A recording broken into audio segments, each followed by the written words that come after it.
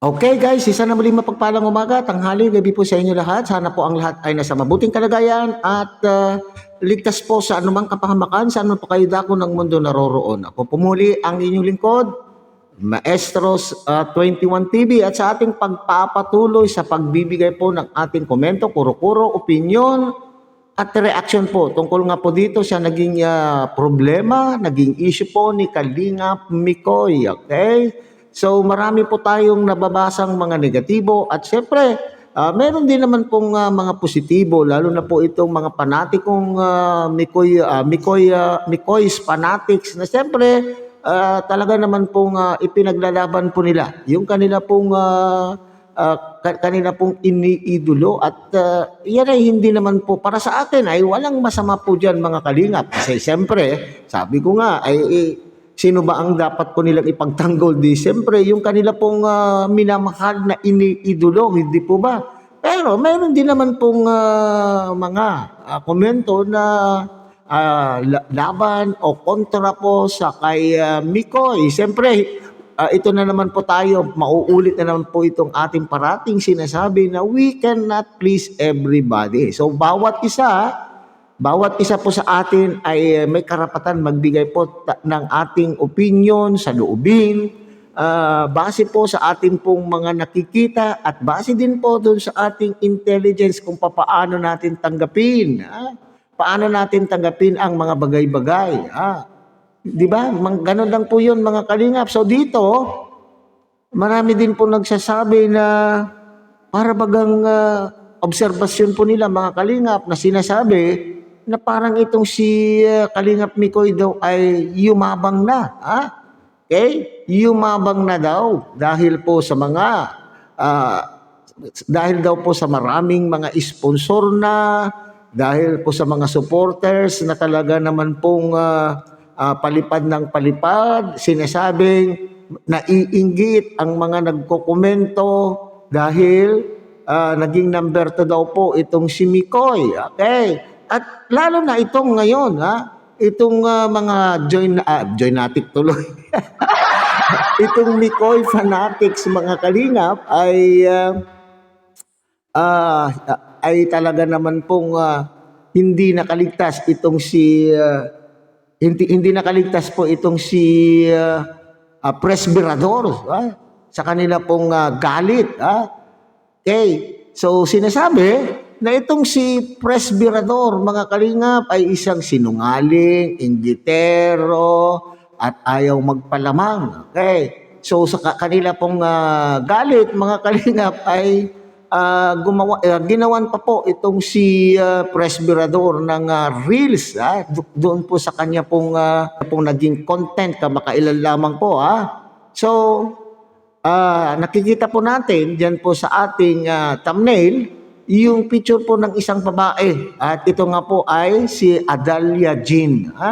Itong Adalia Jean, mga kalingap, siya po yung gumawa ng reels. At siya po rin ang nagsabi na sa pananalita daw po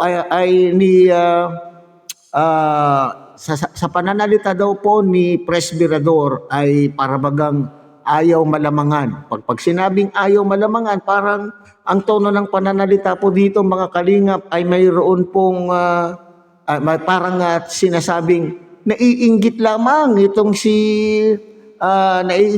po itong si Presbyrador.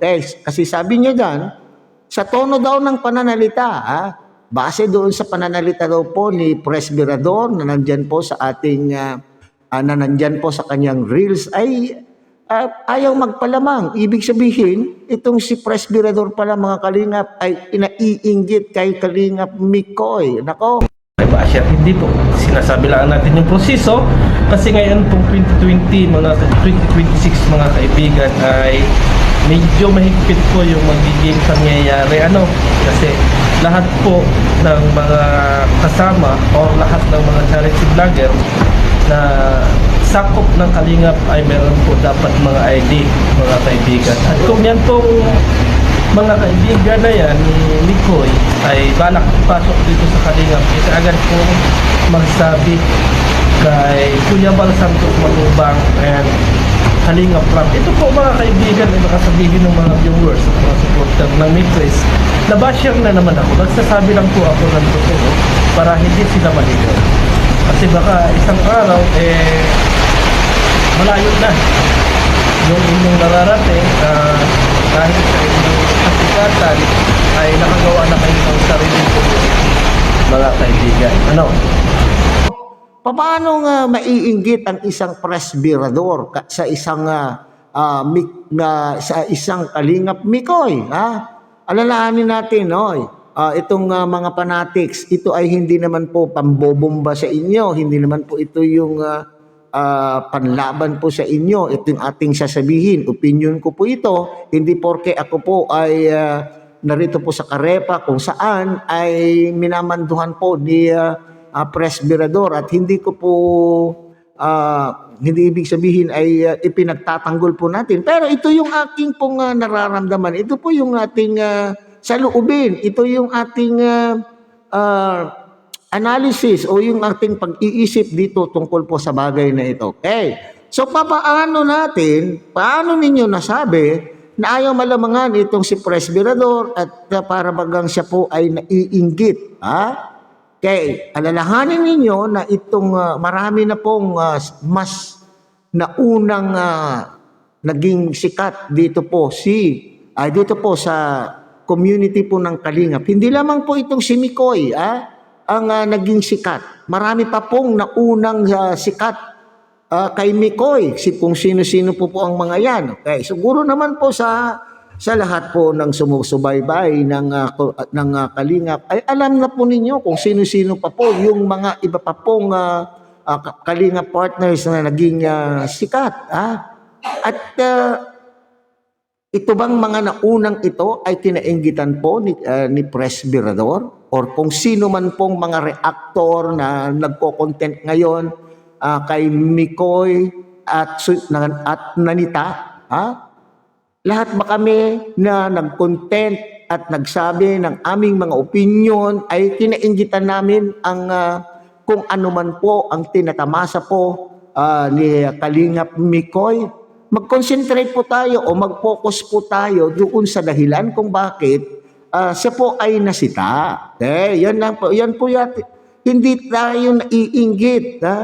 Okay, magpasalamat siya at maraming mga sponsor, kayong mga supporters na naniniwala po sa kanya. Dito po tayo mag-focus doon sa issue kung bakit ikino-content sinita ng mga reactor, lalo na itong si presbyrador na siya ang may karapatan na manita dahil siya po ang pinakapangulo, tagapangulo ng lahat po ng mga reactors, hindi lahat lalo na po dito sa Karepa, hindi po ba? So siya po yung may karapatan, o siya po yung may boses dapat na ating pakikinggan. So siguro hindi dahil po siya ay naiinggit, kundi nakakitaan po siya ng posibilidad. Okay? Nakakitaan po ng posibilidad na itong si Kalingap Mikoy ay mayroong pong pagkakamali. Doon tayo magpo-focus doon sa para bagang may nagawa o may nalabag itong si Kalingap Mikoy. Huwag na natin isali na tayo po ay naiinggit kapag tayo baba ay nagsasalita tungkol po sa mga mali ng ating mga kapwa Kalingap partners ay inggit na agad. Hindi ba pwedeng ikaw ay sinisita dahil gusto po nilang itama, gusto po nilang itama yung iyong pagkakamali. Yun po yun. At yan po yung ginawa po ni presbyrador. So, kaya po nasita at pati na po yung iba pong mga reactor sinita at binalaan itong si Kalingap Mikoy dahil alam po nila sa kanila pong kaisipan ay alam po nila na mayroon pong pagkakamali na nangyari dahil base sa rules ng Kalingap. Itong si Kalingap Mikoy ay para bagang ayaw maniwala, para bagang hindi naniniwala sa ating mga reactor kasi mayroon po siya diyan katanungan. Ang sabi po niya doon sa una po nating content ay sinabi po niya sa kanya pong live, ang mga sinasabi ba niyong ito ay alam ni Kuya Bal? Ha? Alam daw ba? Siyempre, alam na alam po yan, mga kalingap. Kaya nga, pinapatupad po ang pagsisita. Pinapatupad po yung rules. Ha? At hindi ganyan magsasalita itong itong si Presbyrador kung hindi po siya nag-research, hindi po niya tinignan muna kung mayroon bang posibilidad, mayroon bang katwiran na itong si Kalingap Mikoy ay may kasalanan o may nilabag. Yun po yun. Kaya nga sinabing kasinungalingan. Ano ba yung pagsisinungaling na sinasabi po ng mga Mikoy fanatics? Ito po yung siguro yung sinasabi na yung paglabag po ni Mikoy ay doon sa rules ay wala naman daw pong ganon. Kasi yung collaboration ay wala naman daw po. Base din po kay Kalingap Mikoy sinasabi, hindi daw po sinikipag-collab kasi mga tauhan daw po niya yon. At sinabi din, nagbigay din ng opinion si Mr. July Paunil na kung hindi daw po blinablag ng mga tauhan po ni Mikoy ang mga beneficiary or mga kalingap, ay siguro walang collaboration. Pwede, tama po yun. Kung ibig sabihin po, kung patutunayan po nila or mag-stick itong dalawang ito na sila po ay mga staff, sila po ay cameraman, sila po ay taga-bitbit o taga-buhat ng bigas, kung yun lamang plain na po yung walang ginagawang iba, kung yun lamang po ang kanila pong gagawin kay Mikoy, walang collaboration nga po doon. At lalo na, kung ganyan ang ginagawa nila na wala naman po silang mga channel. So, walang collaboration doon. Pero, ayon po sa pagre-research, pagsasaliksik po ni Presbyrador, ay nakita po niya. Nakita po niya na may mga channel at ang kanila pong content, may content po silang dalawa na kino-content po nila yung pabahay sa isa sa mga beneficiary po ni Kalingap Mikoy. So, ngayon pa lang siguro pasimula na sasabihin po ni Kalingap Mikoy na hindi naman po sila nagko-content ng Kalingap. Pero prino-promote mo at pinakiusapan mo yung mga taga-suporta ng Kalingap na suportahan po itong dalawang ito. So, ano ba talaga? Yun po yung doon po tayo nagkaroon po ng conflict. Kasi sabi mo, sila po ay tauhan mo. At hindi naman po sila walang collaboration sapagkat tauhan mo nga sila pero may channel. At nakita, kapag iyong pong bisitahin ang channel itong Papa Bol Richie at Papa Bol Ian, mayroon kayo doon makikita na yung pong beneficiary po niya na pinababahayan po ni Kalingap Mikoy ay kanilang content. Sa simula pa lang siguro yan. Pero sa pag nagtagal na ay ang kanilang content din po ay Kalingap po na. Okay? Para walang problema. Sabi ko nga doon sa una po natin naging content, para tayo ay walang problema, ay i-register mo na Kalingap Mikoy yung dalawa.